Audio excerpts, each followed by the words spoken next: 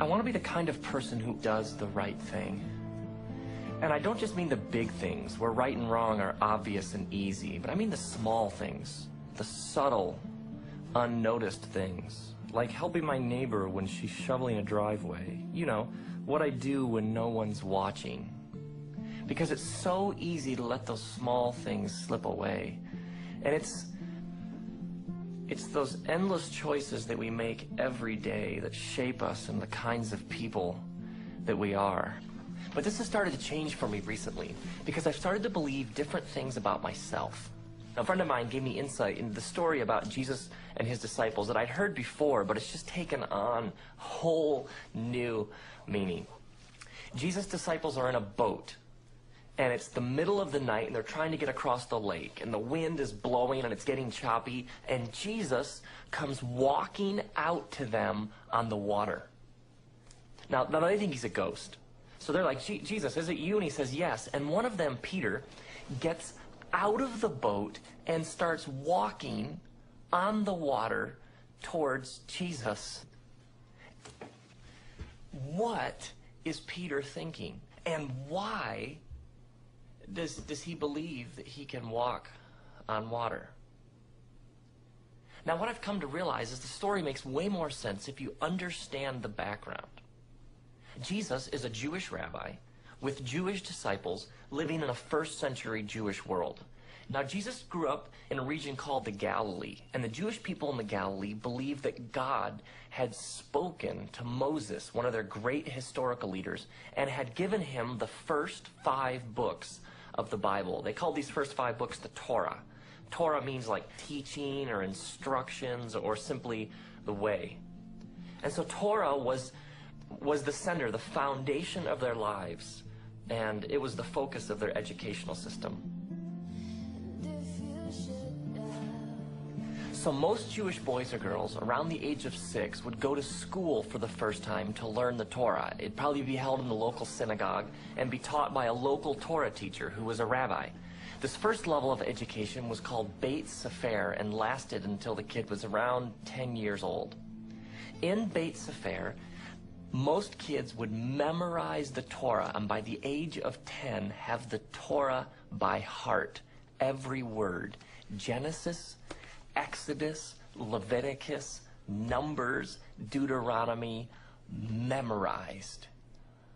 Now, by the end of Beit Sefer, which would be around 10 years of age, most kids were no longer going to school. They were they were apprenticing, learning the family trade, learning the family business, learning how to manage a household. But the best of the best would keep going. They would continue their education into the next level, which was called Beit Talmud. In Beit Talmud, the best of the best, who are still going on, the ones with the most natural ability, would memorize the rest of the Hebrew scriptures. Genesis through Malachi, memorized. Now, by the end of Beit Talmud, 14, 15, most kids are learning the family business, learning the family trade, apprenticing with their parents. But the best of the best of the best would continue on to the next level of education, which was called Beit Midrash. And they'd go to a rabbi and they'd apply to that rabbi to become one of that rabbi's disciples. Now, when we use the word disciple, we often mean student, but we generally mean somebody who knows what the teacher knows. But a disciple is something far deeper. A disciple just doesn't want to know what the rabbi knows. A disciple wants to be like the rabbi and wants to learn to do what the rabbi does. Now, rabbis differed in how they interpreted the Torah. they would take like a verse or a command, and one rabbi might say, well, this is what it means to follow this verse or to do this command of God. But another rabbi might say, no, I think it means something slightly different. And so different rabbis had different sets of interpretations about how they lived out and understood and interpreted the scriptures. Now, a rabbi's set of interpretations was called that rabbi's yoke. So when you went and applied to a rabbi to become one of that rabbi's disciples, what you wanted to do is you wanted to take that rabbi's yoke upon you so that you could learn to know what the rabbi knows in order to do what the rabbi does in order to be like the rabbi. So you'd go to a rabbi and you'd say, Rabbi, I want to become one of your disciples. The rabbi would then grill you. The rabbi would ask you questions about Torah, questions about the prophets, questions about the oral tradition, because the rabbi wants to know, can this kid sit in front of me? Can this kid do what I do? Can this kid spread my yoke? Does this kid have what it takes? So the rabbi would fire off all these questions and grill the kid. And if the rabbi thought this kid's good, this kid loves God, loves Torah, but this kid isn't the best of the best of the best, the rabbi might say to the kid, you know, you obviously love God and you obviously know the Torah, but you don't have what it takes to become one of my disciples. And so the rabbi might say something like, go and continue learning your family trade. Continue plying your family trade. But if the rabbi thinks this kid has got it, I think this kid could do what I do, the rabbi would say to the kid, come, follow me. And so you would leave as this, 14, 15-year-old kid, you would leave your family, your friends, your synagogue, your village, and you would devote your entire life to being like your rabbi, learning to do what your rabbi does. This is what it means to be a disciple.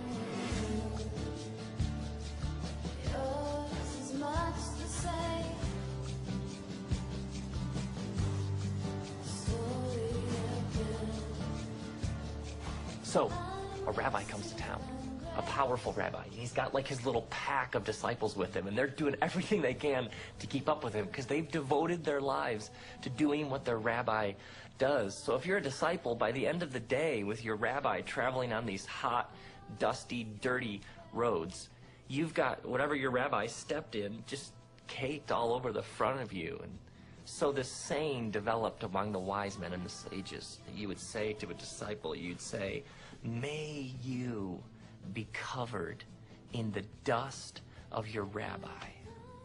This is a scene that everybody had seen this. They knew exactly what it meant to be covered in the dust of your rabbi. Now, all of this, to me, has huge implications for Jesus and how we understand Jesus, because most rabbis would begin their teaching around the age of 30. And in the Bible, around the age of 30, we have Jesus walking down the shore along the Sea of Galilee, and he comes across Peter and Andrew, and they're fishermen, and Jesus says to them, come, follow me. Well, if they're fishermen, and Jesus calls them to be his disciples, then they're not following another rabbi. And if they're not following another rabbi, they're not the best of the best. They didn't make the cut. And the text continues. It says that at once they dropped their nets and followed him, which I've always thought is a bit strange. I mean, it's odd, isn't it? That they just drop them and go. And some of those Christian movies don't help, do they?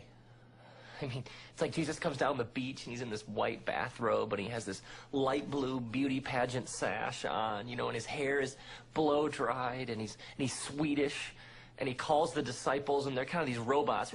They kind of come around and go after him. If you understand it, like in its original context, it starts to make perfect sense. I mean, rabbis were the most honored, respected, revered people anywhere. I mean, the best of the best of the best are the only ones who got to be rabbis. And this rabbi comes down the beach and says to you, come follow me. Well, what's he really saying? What he's really saying is, I think you could do what I do. I mean, he's saying you can be like me. Of course you drop your nets and follow him. And then the text even continues. It says that he comes across James and John, and they're fishing with their father Zebedee. Now, if they're fishing with their father, what are they? They're apprentices. They're learning the family business. And if he calls them to be his disciples, then they're not the disciples of some other rabbi. So James and John, they're not good enoughs. They didn't make the cut either. They aren't the best of the best. And how old are they? 15? 16? 20? These are not old men. They're young. Jesus chooses them because his movement is for everybody. It's for rich and for poor and for women and men and educated and uneducated. Actually, what's one of the things they say about them later on? One of the things they say about them later on is, these guys are like unschooled fishermen. It's for the peasants and the scholars. It's like a movement of anybody's, and he calls them the JV, the B team, the not good enoughs. He calls them to be his disciples, and they change the course of human history.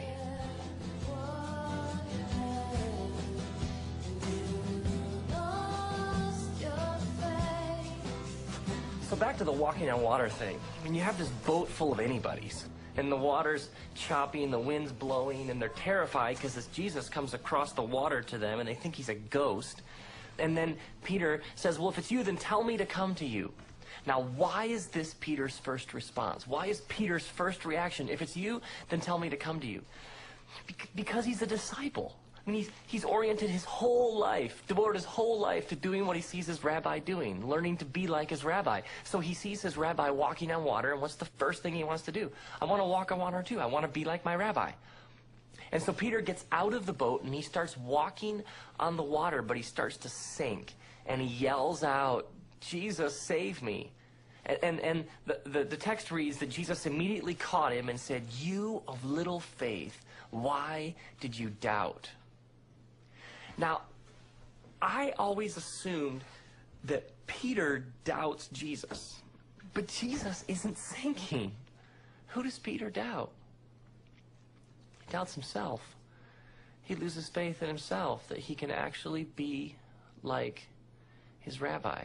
Jesus wouldn't have called him if he didn't think he could be like him. Jesus even reminds his disciples of this at one point. He says to them, wait, you didn't choose me, I chose you. The rabbi doesn't choose you unless the rabbi thinks that you can do what he does, that you can be like him. All my life I've heard people talk about believing in God. But God believes in us, in you, in me.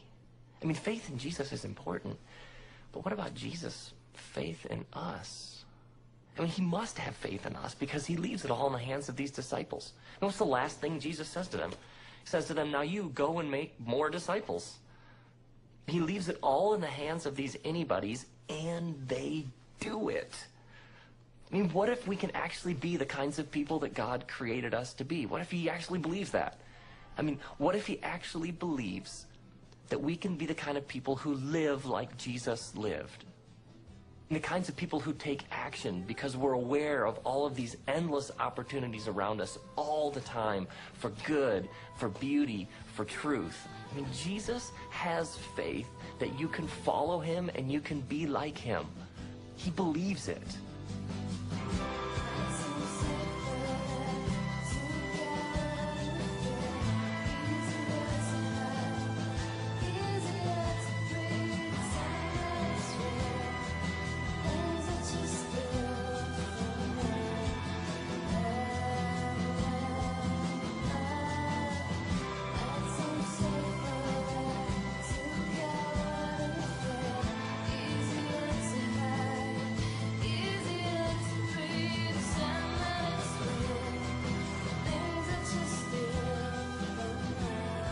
May you believe in God, but may you come to see that God believes in you. May you have faith in Jesus, but may you come to see that Jesus has faith that you can be like him. A person of love and compassion and truth. A person of forgiveness and peace and grace and joy and hope. And may you be covered in the dust of your rabbi, Jesus.